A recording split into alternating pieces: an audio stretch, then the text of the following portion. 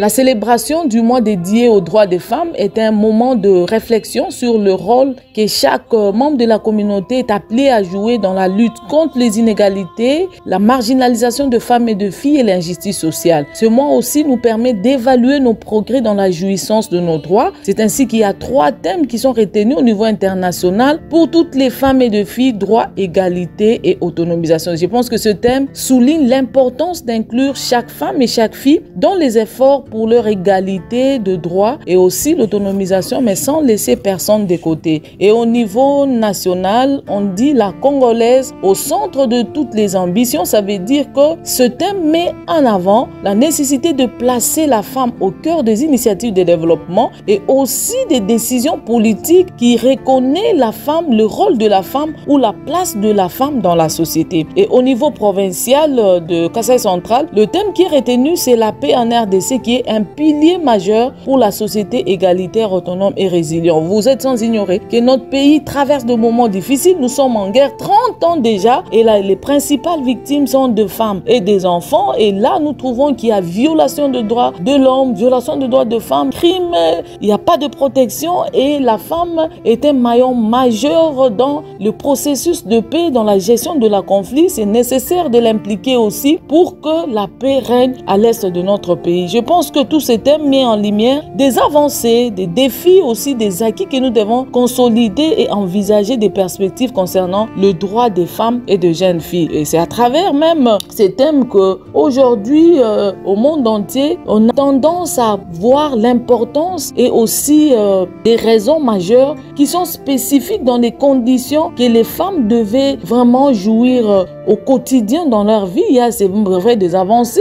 Lorsqu'on veut parler des avancées, on voit d'abord le cadre légal au niveau des cadres des instruments juridiques internationaux, des instruments juridiques régionaux ainsi que nationaux, même provinciaux, qui met en exergue les femmes, qui favorisent les femmes pour leur jouissance de droits. Mais malheureusement, il n'y a pas de mesures d'accompagnement, soit de stratégie pour que cette femme-là jouisse de droits qui ne sont pas des cadeaux, mais c'est leurs droits les plus légitimes. Nous avons aussi les sphères politiques. Aujourd'hui, on doit reconnaître quand même la présence significative de femmes dans les sphères politiques, surtout à des instants de prise de décision. Pour la première fois, nous avons une femme qui est Premier ministre, nous avons une femme qui est diplomate et vous avez senti qu'elle fait bouger les lignes au niveau international. Nous avons des femmes encore ministres qui impactent. Aujourd'hui, la meilleure gouverneure, on doit se le dire, c'est une femme qui est de loin là-bas. Et au-delà de cela, nous sentons même dans les entreprises publiques et par-ci par-là, la société civile, les mouvements associatifs, il y a quand même des femmes qui s'expriment et qui parlent, qui démontrent leur potentialité, même dans le sport. Mais à un certain moment, on pense qu'on doit encore faire beaucoup d'efforts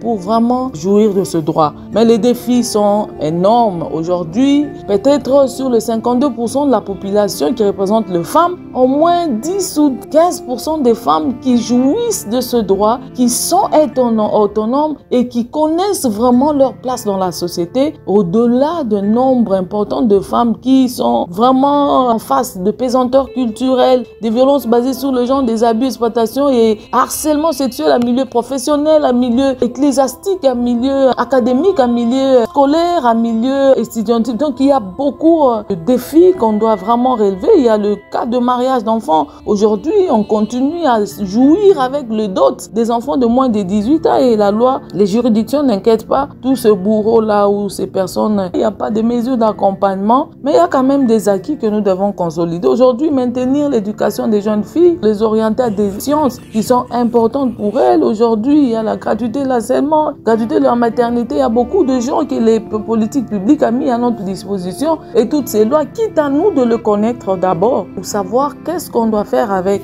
sous ces lois. Voilà pourquoi FMDI a prévu quelques activités à faire tout au long de ce mois. Donc, il y aura d'abord une enquête rapide que nous allons faire au niveau de la province de Kinshasa, la province du Kasaï central et aussi la province du Kasaï pour comprendre un peu le niveau de compréhension des femmes sur leurs droits. Si ces droits sont bafoués, qu'est-ce qu'elles en font? Et voilà, un peu, nous allons faire une enquête, nous allons publier les résultats et au-delà de cela, nous vulgariserons les lois, les conventions, les traités qui sont mis à notre disposition et qui parlent vraiment de nos droits spécifiquement de femmes. Et la CEDEF, la résolution 1325, surtout qu'on est en guerre. Nous allons aussi faire des conférences dans des universités. Je pense que c'est très important et nous aurons des séances éducatives entre les parents d'élèves, surtout de nos bénéficiaires de nos actions et les enseignants et les responsables d'établissements pour voir dans quelle mesure nous devons les impliquer aussi pour lutter farouchement contre ces fléaux qui ternissent l'image de la femme et de la jeune fille. Et au-delà de cela, je pense qu'il y aura des séances d'entrepreneuriat qui est vraiment